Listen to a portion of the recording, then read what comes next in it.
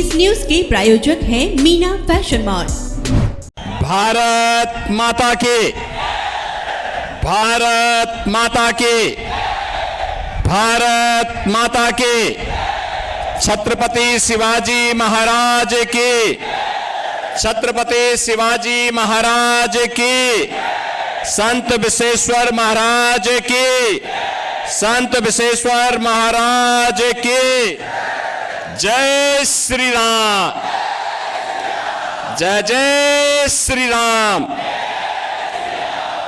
मंच पर उपस्थित भारतीय जनता पार्टी के प्रदेश के अध्यक्ष, अत्यंत कर्मठ कार्यकर्ता से चंद्रशेखर बावनकुले जी, सांसद सोलापुर श्री जय सिद्धेश्वर महास्वामी, मंच पर उपस्थित यहां के विधायक श्री सुभाष देशमुख, श्री विजय कुमार देशमुख जी, श्री सचिन को कल्याण शेट्टी जी, माननीय मंत्री चंद्रकांत दादा पाटिल जी, भारतीय जनता पार्टी के जिला के अध्यक्ष श्री नरेंद्र काले जी, लोकसभा के संयोजक विक्रम देशमुख जी, लोकसभा के भारतीय जनता पार्टी के प्रत्याशी श्री राम सतपुते जी, संतोष पवार जी, मनीष काले जी, और अभी मेरे साथी आज के इस कार्यक्रम में यहां पर उपस्थित महाराष्ट्र सरकार के मंत्री, शिवसेना के उपनेता माननीय श्री गुलाब राव पाटिल जी, भारतीय जनता पार्टी, एनसीपी, शिवसेना और एनडीए गठबंधन से जुड़े हुए हमारे सभी पदाधिकारीगण, भारी संख्या में सोलापुर की इस प्रतिष्ठित लोकसभा सीट पर उपस्थित मेरे सभी उपस्थित बहनों और भाइयों, एक ऐसी पावन भूमि जिसके मध्य में रेवण सिद्ध, पश्चिम में भागवत का पंढरपुर, पूरब में स्वामी समर्थ जी का कलकोट, उत्तर में आई भवानी का तुलजापुर और दक्षिण में गुरुदेव दत्त जी का गाणनापुर स्थित है। ऐसी पावन धरा को कोटि कोटि नमन करते हुए मैं आप सभी का हृदय से अभिनंदन करता हूं, सादर अभिवादन करता हूं। बहनों और भाइयों, मैं उत्तर प्रदेश मर्यादा पुरुषोत्तम प्रभु श्री राम की पावन धरा से आपके बीच में कुछ अनुरोध करने के लिए आया हूं। सबसे पहले तो मैं आपका अभिनंदन और आपका स्वागत करता हूं और आपका आभार भी व्यक्त करता हूं कि श्री राम जन्मभूमि आंदोलन के दौरान महाराष्ट्र के हमारे सभी भाजपा शिवसेना के कार्यकर्ताओं ने, महाराष्ट्र के हमारे वीर कार्यकर्ताओं ने जिस आंदोलन में बढ़ चढ़ करके भाग लिया और उस दौरान राम जन्मभूमि मुक्ति के उस आंदोलन के साथ जुड़ करके सफलता अर्जित की, आज प्रधानमंत्री मोदी जी के प्रयास से और आप सबके सहयोग से अयोध्या में भगवान राम का भव्य मंदिर बन गया है। अयोध्या में प्रभु राम का यह भव्य मंदिर हम सब भारतवासियों के लिए भव्य भारत के राष्ट्र मंदिर का एक चित्रण प्रस्तुत करता है। बहन और भाइयों, अयोध्या का राम मंदिर इस बात का संकेत है कि अगर हम एकजुट होकर के कार्य करेंगे तो सिद्धि हमें अवश्य प्राप्त होगी। कोई ताकत हमें रोक नहीं सकती है। मोदी जी ने, प्रधानमंत्री मोदी जी ने 10 वर्षों तक इस देश के अंदर अथक प्रयास करके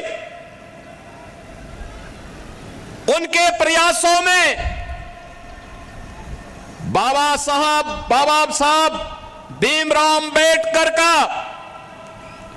संविधान, महात्मा फूले, सावित्रीबाई फूले और सरदेव बाला साहब ठाकरे के विचारों की प्रेरणा प्रधानमंत्री मोदी जी के एक एक कार्य में झलकती है और उसी का परिणाम है पूरे देश के अंदर चारों ओर एक ही स्वर से लोग आवाज उठा रहे हैं। बहनों और भाइयों, 2 चरणों के चुनाव संपन्न हो चुके हैं। 543 में से 191 सीटों पर चुनाव हो गए। उत्तर, दक्षिण, पूरब, पश्चिम चारों ओर मुझे जाने का अवसर प्राप्त हुआ। कल ही मैं वेस्ट बंगाल में था। बहनों और भाइयों, मैं कह सकता हूं चारों ओर एक ही स्वर गूंज रहा है। अकेले उत्तर प्रदेश में 80 लोकसभा सीट है और चारों ओर एक स्वर से आवाज आ रही है कि फिर एक बार मोदी सरकार का, ये मोदी सरकार का जो स्वर गूंज रहा है वैसे ही नहीं गूंज रहा है। 10 वर्ष तक बाबा साहब भीमराव अंबेडकर के संविधान की पूजा करते हुए, महात्मा फूले के सामाजिक न्याय को अंगीकार करते हुए, सावित्रीबाई फूले के महिला सशक्तिकरण के अभियान को आगे बढ़ाते हुए और सरदेव बाला साहब ठाकरे के हिंदुत्व की प्रचंड ज्वाला को आगे बढ़ाते हुए जो सिंहनाद मोदी जी ने किया है, आज उसका परिणाम हम सबके सामने है। 140 करोड़ भारतवासियों का दुनिया के अंदर सम्मान बढ़ा है। भारत की सीमाएं सुरक्षित हुई हैं। एक सुरक्षित भारत किस रूप में सुरक्षित हुआ है? आज कोई भी देश, कोई भी दुश्मन भारत की सीमा का अतिक्रमण नहीं कर सकता। आतंकवाद, नक्सलवाद समाप्त। अगर कहीं जोर से पटाखा भी फूटता है तो पाकिस्तान पहले सफाई देता है कि मेरा हाथ नहीं है, क्योंकि से मालूम है ये नया भारत है, छेड़ता नहीं है। लेकिन अगर कोई छेड़ेगा तो फिर उसको छोड़ता भी नहीं है। ये नया भारत है। ये कांग्रेस के समय का भारत नहीं है कि कोई एक थप्पड़ मारता था तो वो कहता था अरे रुक जाओ यार, देखो कहीं माहौल खराब ना हो जाए। ऐसा नहीं है। अगर कोई थप्पड़ मारेगा तो जोरदार घूंसे से उसका जबड़ा तोड़ने की हिम्मत आज का भारत रखता है। और इसलिए बहनों और भाइयों, मैं आज आप सबको यही कहने के लिए आया हूं, डेवलपमेंट का कार्य मोदी जी ने 10 वर्ष में जो तैयार किया है, ये विकसित भारत की आधारशिला बन चुका है। भारत आज दुनिया की सबसे बड़ी उभरती हुई अर्थव्यवस्था के रूप में स्थापित हुआ है। कौन ऐसा सच्चा भारतीय होगा जो अपने देश को विकसित भारत के रूप में न देखना चाहता होगा? हर भारतवासी की इच्छा है, क्योंकि जब मेरा देश आत्मनिर्भर होगा, विकसित होगा, तो हर चेहरे पर खुशहाली होगी, हर नौजवान के हाथ में रोजगार होगा, हर किसान आत्मनिर्भर होगा, हर बहन और हर माताएं हर बेटियां स्वावलंबन की ओर अग्रसर होंगी, हर श्रमिक खुशहाल जीवन व्यतीत करेगा, हर व्यापारी का व्यापार बढ़ेगा। और यही तो मोदी जी चाह रहे हैं। इसी भारत की परिकल्पना को साकार करने के लिए वे प्रयास कर रहे हैं। कांग्रेस ने तो गरीबी हटाओ का नारा दिया था, 65 वर्षों में गरीबी नहीं हटा पाए। मोदी जी ने मात्र 10 वर्ष में 25 करोड़ लोगों को गरीबी रेखा से ऊपर उठा करके खुशहाल जीवन व्यतीत करने के लिए छोड़ा। आज बहनों और भाइयों, पूरे देश के अंदर 80 करोड़ लोगों को फ्री में राशन मिल रहा है। 60 करोड़ लोगों को 5 लाख रुपए की आयुष्मान भारत की सुविधा मिल रही है। 50 करोड़ लोगों को जनधन अकाउंट खुल गए हैं। जो कांग्रेस पहले दिल्ली से आने वाले पैसे को, मुंबई से आने वाले पैसे को बंदर बांट कर देती थी, खा जाती थी, हड़प कर जाती थी, सेंधमारी करती थी, आज मोदी जी ने आपके लिए जनधन अकाउंट खोल दिया। पैसा सीधे उस अकाउंट में आएगा। कांग्रेस के लोगों को अब उसमें सेंधमारी करने का अवसर नहीं मिलेगा। बहनों और भाइयों, 12 करोड़ किसानों को किसान सम्मान निधि, 12 करोड़ घरों में शौचालय बन जाना, 10 करोड़ घरों में उज्ज्वला योजना का एलपीजी का सिलेंडर फ्री में पहुंच जाना और 4 करोड़ गरीबों को एक प्रधानमंत्री आवास मिल जाना, 2.5 करोड़ घरों में बिजली की रोशनी पहुंच जाना, इंफ्रास्ट्रक्चर में highway, railway, metro, rapid rail, IIT, IIM, triple IT, NIT, world class university, 1 district 1 medical college और एम्स की जो श्रृंखला पूरे देश के अंदर खड़ी हुई है, ये नए भारत को विकसित भारत के रूप में प्रस्तुत करने की आधारशिला है। और इसीलिए आज मैं कहने के लिए आया हूं, बहनों और भाइयों, विकास भी है, गरीब कल्याण भी है, सुरक्षा भी है, सम्मान भी है और उससे भी बढ़कर के है आपकी आस्था का सम्मान। क्या अयोध्या में प्रभु रामलला का मंदिर एक कांग्रेस के लोग बना पाते क्या? ये लोग बना पाते क्या? इनसे उम्मीद करते हैं क्या? कांग्रेस के लोग तो क्या कहते थे राम हुए ही नहीं। और जब राम मंदिर बन गया तो फिर कहते थे कि मंदिर की डेट कब बन, जब राम मंदिर के लिए जब फैसला हो रहा था तो ये क्या कहते थे कि अगर फैसला होगा तो खून की नदियां बहेंगी। अरे हमने कहा देखो हम हैं यूपी में, चिंता मत करो, एक खून की नदियां नहीं, एक मच्छर भी नहीं मरने वाला, चिंता मत करो। बहनों और भाइयों, यूपी में पिछले 7 वर्ष में एक भी दंगा नहीं हुआ। 25 करोड़ की आबादी है, एक दंगा नहीं, कोई कर्फ्यू नहीं और बड़े बड़े माफिया, एक तरफ राम मंदिर बना है और दूसरी तरफ बड़े बड़े माफियाओं का राम नाम सत्य है की यात्रा भी निकल गई है। ये है यूपी। लेकिन मैं केवल आपसे कहने के लिए आया हूं, ये लोग आपकी आस्था का सम्मान नहीं कर सकते, कांग्रेस के लोग नहीं कर सकते। जो लोग आपको गुमराह कर रहे हैं बहनों और भाइयों, ये वही कांग्रेस है जिसने राम के अस्तित्व पर प्रश्न खड़ा किया था और यही कांग्रेस है जिसने हिंदुओं को अपमानित करने के लिए हिंदू आतंकवाद का शब्द भी दिया था। हिंदू आतंकवाद, क्या हिंदू आतंकवादी होता है क्या? ये कांग्रेस के लोगों को क्या हो गया था? यूपीए की सरकार थी और तब इन्होंने हिंदू आतंकवाद शब्द भी दिया था। और आप याद करिए कौन व्यक्ति था देश का गृह मंत्री उस समय, याद करिए। उसी के लोग, उसी के परिवार के लोग आज चुनाव लड़ने के लिए यहां पर अपने खूनी पंजे के साथ आपके बीच में आए होंगे और उसी से सावधान करने के लिए मैं आपके बीच आया हूं, आपसे कहने के लिए। उस समय इन्होंने कहा था, जब मालेगांव के विस्फोट हो रहे थे, तब इन्होंने कहा था इसमें योगी आदित्यनाथ का भी नाम होगा, हम सीबीआई का रेड कराएंगे। हमने कहा एक बार प्रमाण के साथ भेजना मेरे पास थोड़ा।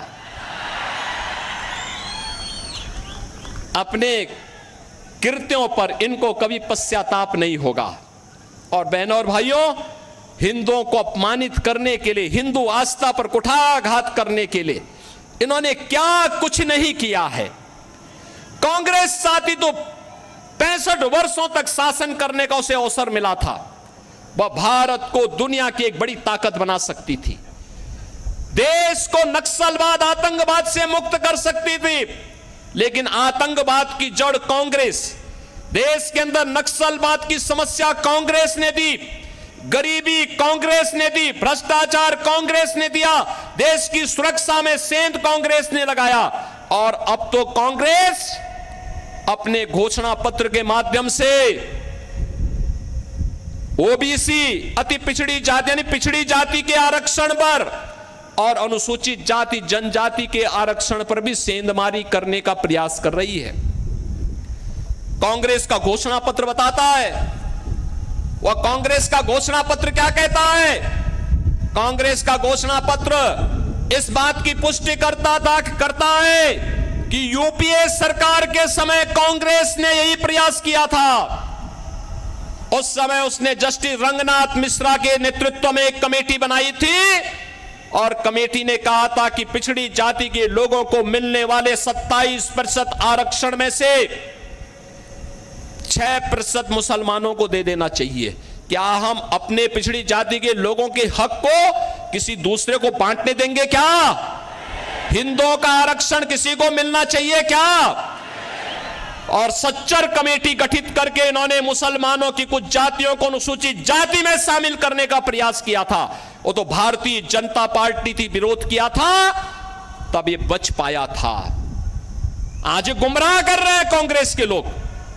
ये अनुसूचित जाति, जनजाति और पिछड़ी जाति के आरक्षण में सेंध लगाने के लिए आज कांग्रेस ने साजिश रच दी है और इसीलिए अब वह तमाम प्रकार के झूठ का सहारा ले रही है। और बहनों और भाइयों, मैं इसीलिए आपसे कहना चाहता हूं, कांग्रेस के नेतृत्व में जो महागठबंधन बना है देश के अंदर, बहनों और भाइयों, ये देश की महासमस्या है। इस समस्या को जितनी जल्दी आप अपने से दूर कर पाएंगे, देश उतनी तेजी के साथ आगे बढ़ पाएगा। ये भारत के विकास का बैरियर है। ये आतंकवाद, नक्सलवाद की समस्या में सबसे बड़े बैरियर है। ये देश के अंदर आपको बांटेंगे। पहले कांग्रेस गुमराह करने के लिए क्या कार्य कर रही है, इसके लिए इसने आपको क्या एक झुंझुना पकड़ाया है।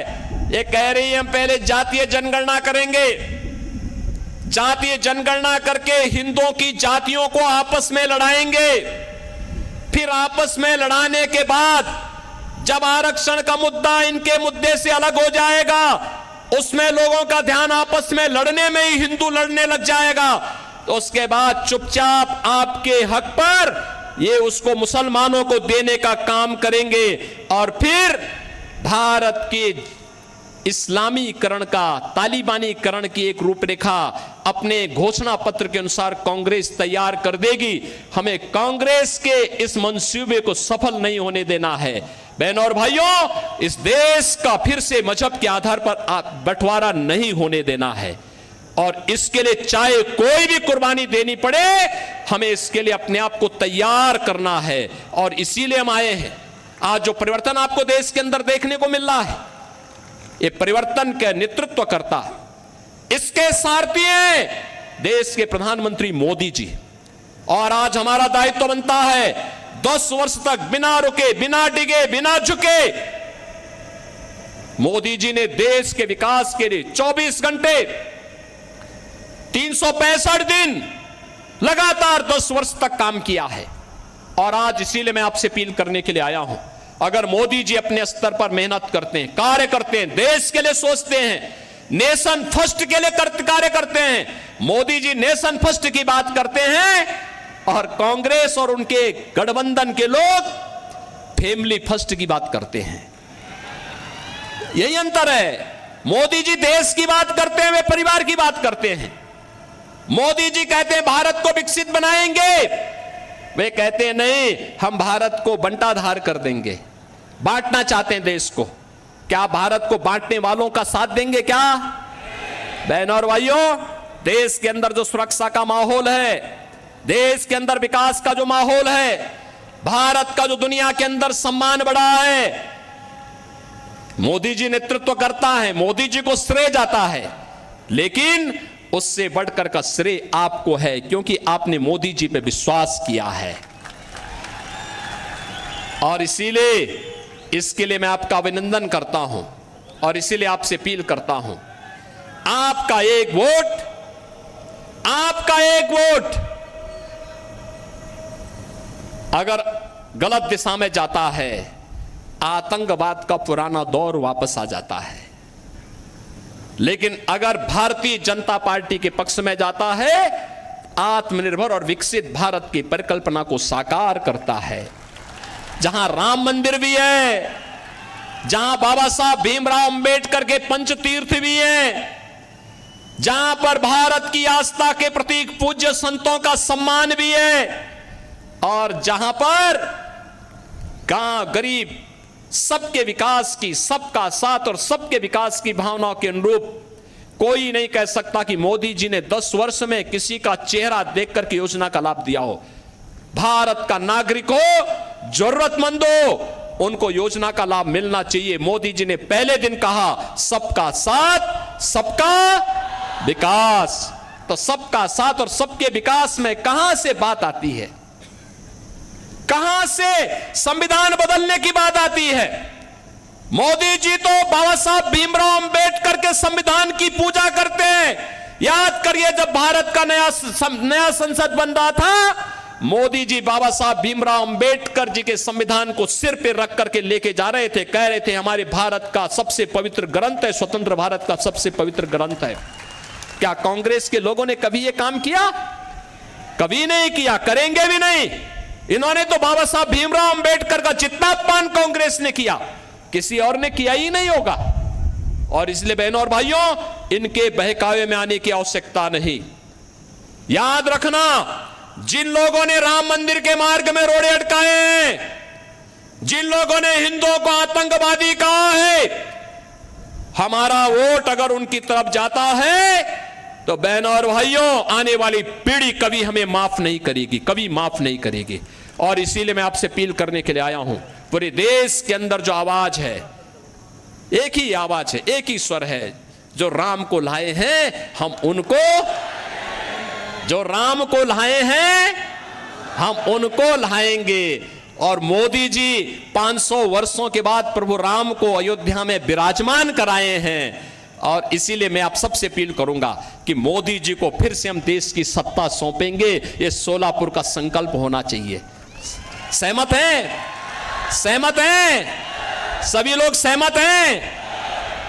श्री राम भाई सतपुते को भारी बहुमत से विजयी बना के भेजेंगे, लेकिन आपको घर घर जाना पड़ेगा, मोदी जी का प्रतिनिधि बन करके जाना पड़ेगा। जाएंगे? श्री चंद्रशेखर बावनकुले जी का प्रतिनिधि बन करके जाना पड़ेगा। जाएंगे? श्री देवेंद्र फडणवीस का प्रतिनिधि बन करके जाना पड़ेगा। जाएंगे? मुख्यमंत्री शिंदे जी का प्रतिनिधि बन करके जाना पड़ेगा। जाएंगे? सभी लोग सहमत हैं? बहनों और भाइयों, आप अगर जाएंगे, भारी बहुमत से विजयी बनाएंगे, तो आपको भी हम आश्वासन देते हैं, जैसा परिवर्तन आपको यूपी में दिखाई दिया है, वैसे ही परिवर्तन पूरे देश के अंदर भारतीय जनता पार्टी सरकारों के अंदर देखने को मिलेगा। सहमत है ना?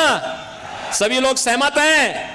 तो फिर मेरे साथ बोलेंगे, भारत माता की, भारत माता की, भारत माता की, वंदे वंदे वंदे।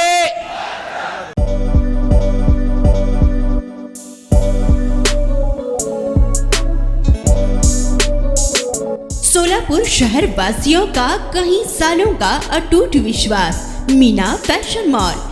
ईद हो या दिवाली, ग्राहक की पहली पसंद मीना फैशन मॉल। दिवाली हो या रमजान या कोई भी हो त्योहार, मनाओ मीना फैशन मॉल के साथ। अपनी शादी को बनाओ और भी शानदार मीना फैशन मॉल के साथ। मिलेंगे हर रंग, हर क्वालिटी, ढेर सारे वैरायटीज, मीना फैशन में बच्चों से लेकर बड़ों तक के शानदार से शानदार ड्रेस लाचा आपको बिल्कुल ही कम दामों में मिलेगा।